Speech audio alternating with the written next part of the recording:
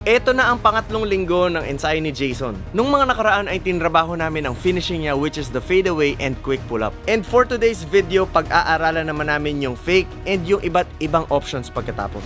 Kaya para sa mga gustong sumabay sa ensayo, be ready to take down notes para wala ka ma-miss out and sabay-sabay tayong mag-improve. So guys, ngayon mag-ensayo tayo kasama si Jason and parang 10 days at aming hindi nakapag-ensayo dahil pumunta siya ng Japan.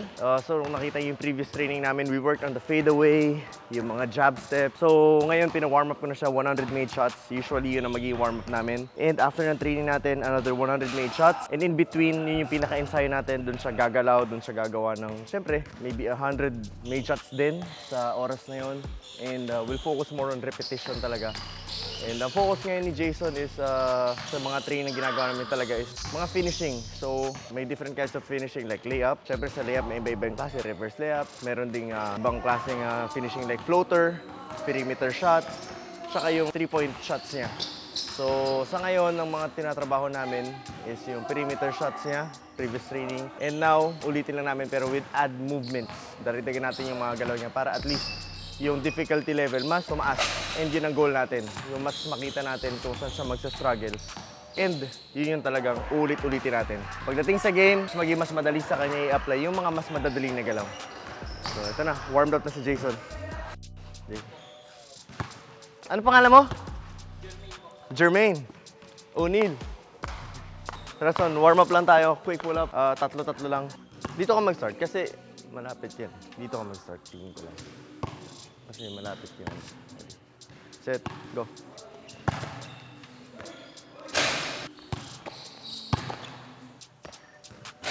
Yung dribble mo saan, huwag mo kalagay sa harap. Medyo dito sa side. Dito. Sa side yan. Tapos son, huwag masyadong pound pababa. Kailangan may movement yung bola pa forward. Kasi pag yung bola tumalbog na mas malayo, mapipilitan kang sundan siya eh. So yung movement mo, hindi mo mamamalayan. Mas magiging wide. Or mas magiging mas mahaba. So push mo dun. So, get me? Push mo forward. Yun. Yun, mas okay. I think isa yun sa nagiging problema eh. Go! Nice one.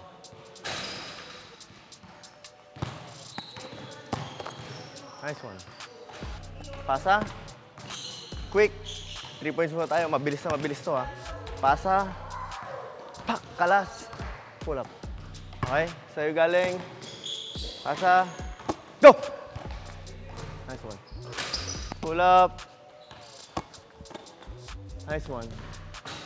Good movement, son. Good job. Ready. 5 yan, ha? Quick. Nice one. Good job.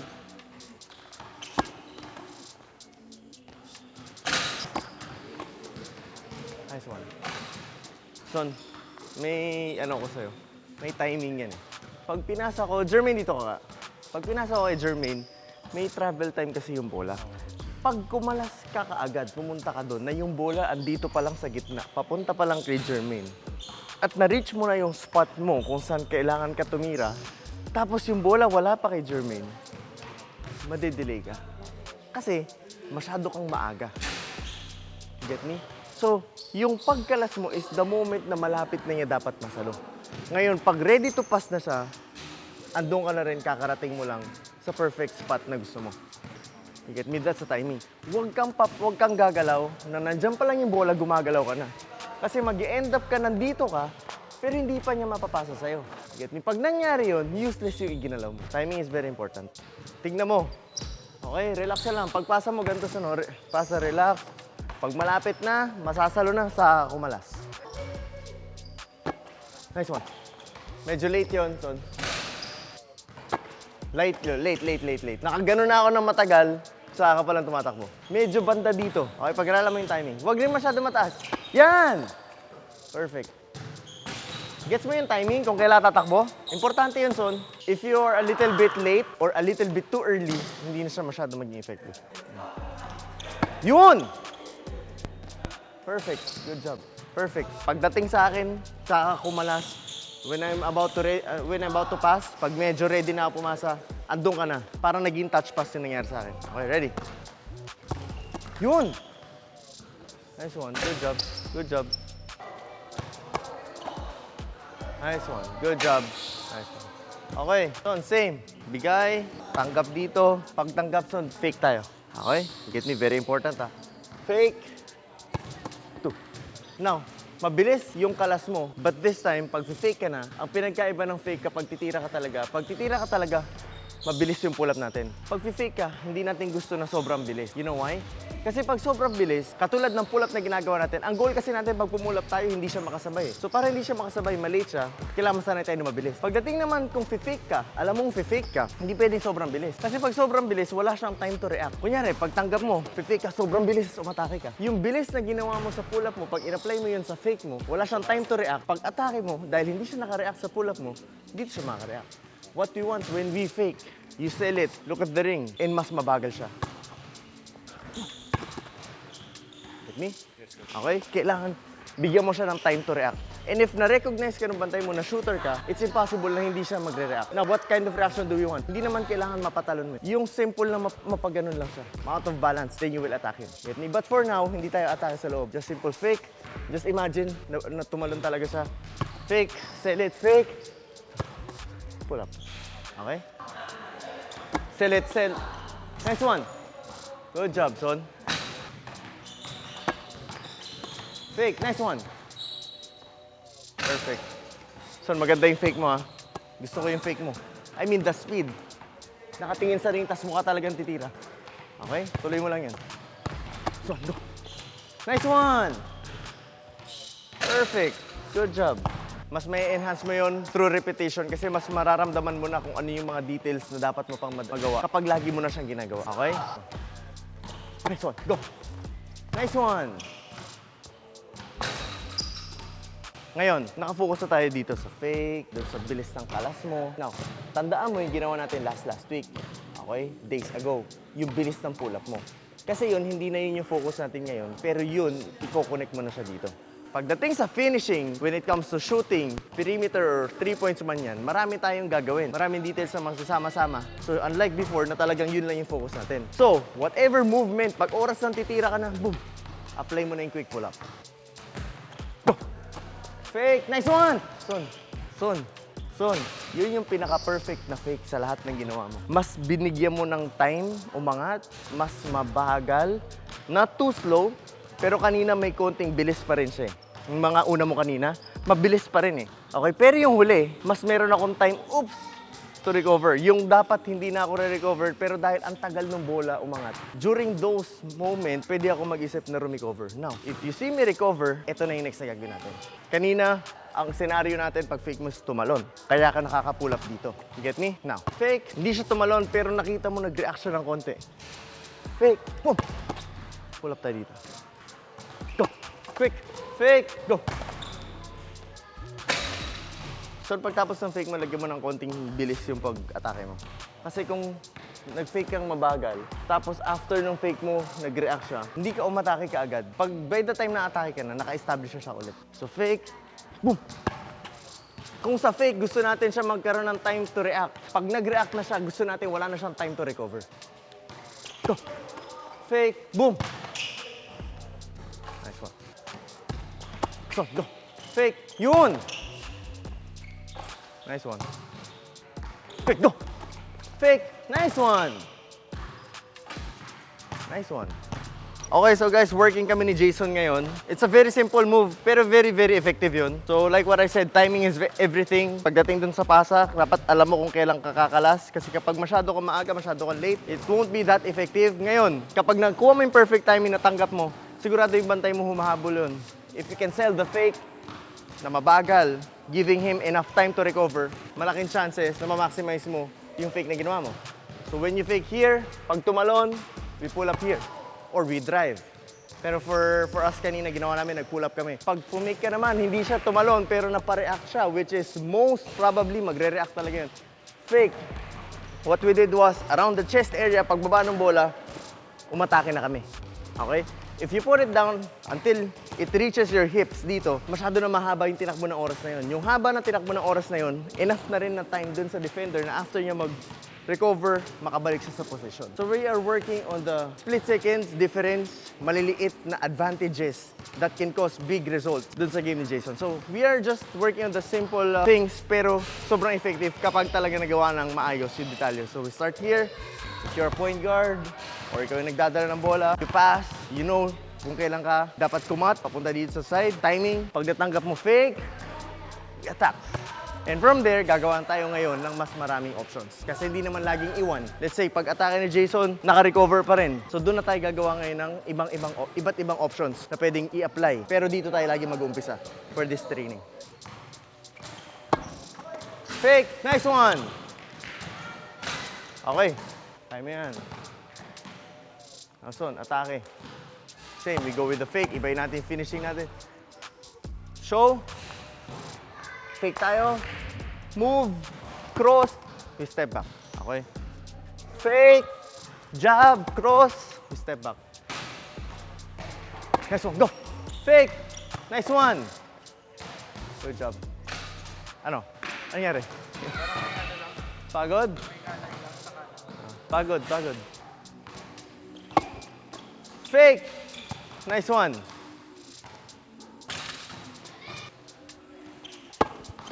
Fake. Nice one.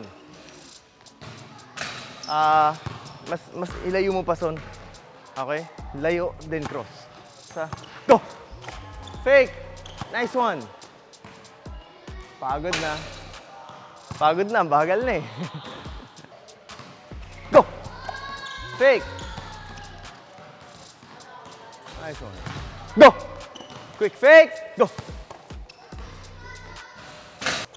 Go! Fake. Nice one. Oh, free throw ka muna. Kakamisin pala si Gab. Wala kang kapalitan. Rekta, puro ikaw, no? Nice one. Good job. Alright, kabila. Yun! Perfect! Fake! Nice one. Good job. Yun, nice one. Make different types of passes. Okay na yung mataas. Bounce pass, chest pass, ganitong klase pasa. It's up to you. Gusto ko makita how you react. Ready? Yun! Perfect, Son. Nice one. Perfect. Nice one. Good job. Gets mo. Nice one. Gets mo. Good job. Now, apply mo lang yun. Okay, i-apply mo lang yun. Kung mabilis man yung pasa mo or mabagal, i-apply mo lang yun. Yung timing. Go! Fake. Nice one. Good job. Go! Fake. Nice one. Make it. Okay. Nice one. Go, fake. Nice one. Good job. Free throw. Free throw. Atake tayo. Same. We fake. Fake here. Atake tayo. Ito, atake tayo. Hindi tayo pull up. Fake. Attack. We spin. And then we finish. Okay? Now we want to go hard to the basket zone. Make a full spin. And diretso tayo layup kanan. Okay? Okay, so meron tayong mga options sa 3 points. Napakarami yung options kung talagang lalahatin natin. Pero for now, yun yung ginawa natin. Fake, yung kanina. Pag tumalon, pull up here. Fake, pag hindi tumalon, pwede atakihin left or right. Or pwede bigyan ng jab, tapos balik. Step back, that will create big space. Ngayon, ang gusto natin, umatake na si Jason. Okay, kasi hindi naman din lagi perimeter or 3-point shot yung option natin. So, with the same footwork, with the same idea na ginawa natin, we fake, we get the advantage pag umatake tayo. I want him na atakihin tong part na to, and then from here, we spin, and then we finish. Ready? Ready. Nice one. Go. Fake. Go. Attack. Spin. Nice one. Good job. Go. Fake. Go. Nice one. Saan kaya mas mabilis yung ano? Pagtapos ng fake? Kasi this is the moment na kailangan mo nang umatake. Ito, after ng fake, ito, yung step nito, kailangan mabilis yun. Kung hindi mo siya ma-maximize, pagdating mo dito, makaka-recover din yun. Okay? We want to beat him dun sa unang hakbang mo.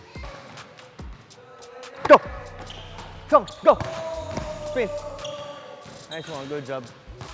Nice one. Go! Fake! Go! Tack! Nice one. Good job. 3. Nice one. Go! Fake! Go! Tack! Spin! Okay. Yung delay mo, pwede yun mostly pag fade away ka. Pero pag spin tayo, atake tayo, lay up tayo. Okay, spin mo. One motion na mabilis. Quick mo. Go! Fake! Nice one! Nice one. Go! Fake! Go! Okay. So, go! Fake! Go! Attack! Nice one. Good job. Yung angle na attack mo, very important ha. Hindi ko na masyado mini-mention, pero nagagawa mo naman. Good job. Go! Fake! Go! Spin! Nice one. Good job. So, yun! Fake! Go! Spin! Okay, laban. Son. Go! Go! Quick! Fake! Go! Nice one! Perfect. Alright. Go. Water break. Floater kayo muna, son. Relax lang na floater. Pagod? Ito muna tayo. Relax lang na floater. Okay, wala munang speed. Okay? Trabahuhin muna natin yung floater mo. Repetition. Let's make 100. Okay? 100. Puro floater lang. Paulit-ulit. Okay? Tanggap. Floater. Ready? Work on the arc. Nice one. Good job.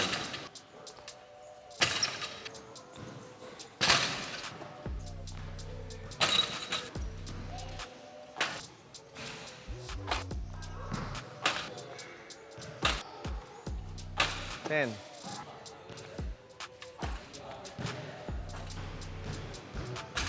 48. 49. 50. 55. May 66 na sasabay sa'yo. Nice one.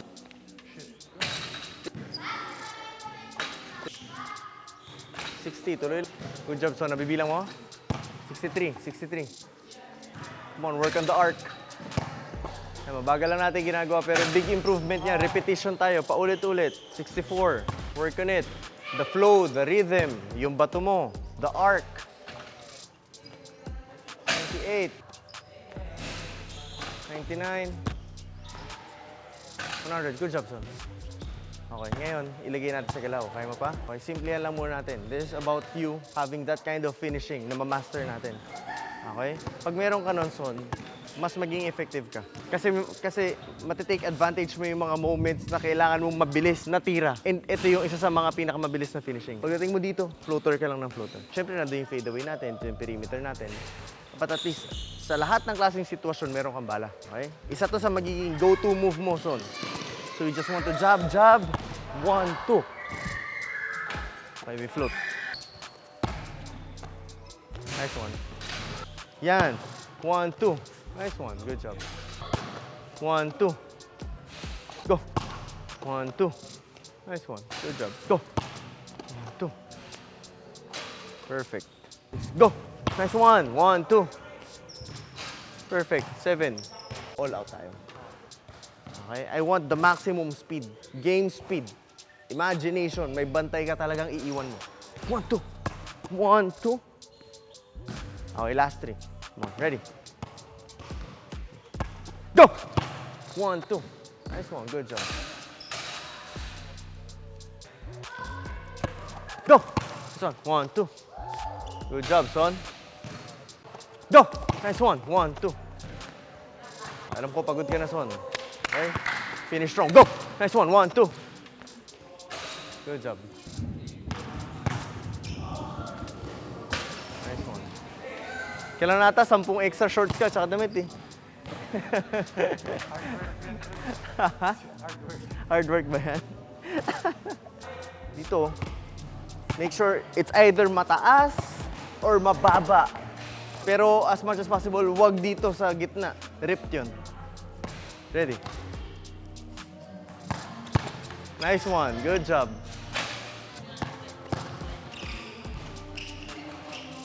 Basang-basa nga. Basang-basa yung sapatos si Jason. Anong tawag mo dyan? Anong tawag mo dyan? Hard work, coach. Hard work. Mavs Hard work. mentality. Mavs mentality, hard work. So pag sabihin, pag huwag ko kadiri. Kadiri ka son. Tingnan mo. Oh. Pigang-piga oh. Tingnan. Ganun mo. Oh? Beses lang kaya tayo nag-break, coach. O sige na, okay na yun. Tingnan mo, bumubula oh. Tingnan mo. Oh. Bumubula. Doon ka na. Kung hindi pa nabasa sa sapatos ko, hindi ata. Ha? Ano? Ano sabi ko sa'yo? Pag nabasa na yung court. Tapos na. Pag di nabasa yung sapatos nito, hindi ko talaga Sinabi ko patatapusin sa to. kanya eh. Sabi Ano? ko, matatapos tayo pag nabasa yung sapatos ko. Ano? Oh. Ngayon, kailangan pag nag-training tayo sa susunod, meron kang 2 extra na shoes. Tapos 5 extra t-shirt, 5 extra na ano. Lahat yun magagamit mo sa isang ensayo. Di pa tapos, coach? Tapos, Ito muna. hindi. Para matapos. Tapos, 2 extra na tuwalya. Kasi yung tuwalya niya, basa-basa na rin eh. Anong tawag mo doon pag gano'n? Hard work. Hard work. Okay, so guys, patapos na rin naman kami noon, pero sobrang pagod na rin talaga si Jason. Dami namin ginawa. First natin is we focus on the pop out here. I mean the pass, then cut here. Tapos yung fake, very important yun. Sana nakinig kayo.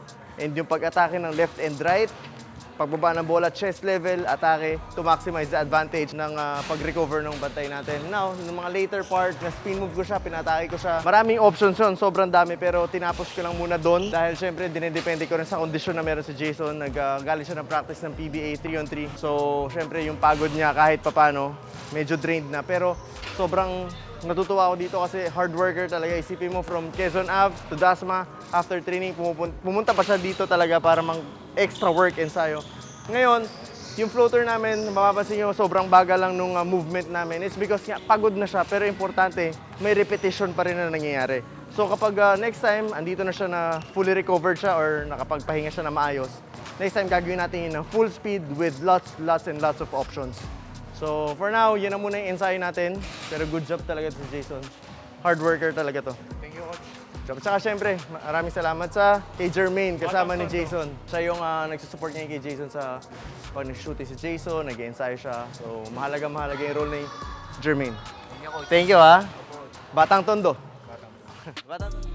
Okay, sana nakasabay kayo sa ensayo guys. Very detailed, very simple, pump fake, and yung different options pagkatapos. And sa mga susunod na videos, marami pa tayong pag-aaralan. And the Mavs Academy, nag-start na rin guys. For those who want na mag-enroll, makasabay sa ensayo, message nyo lang to number na to.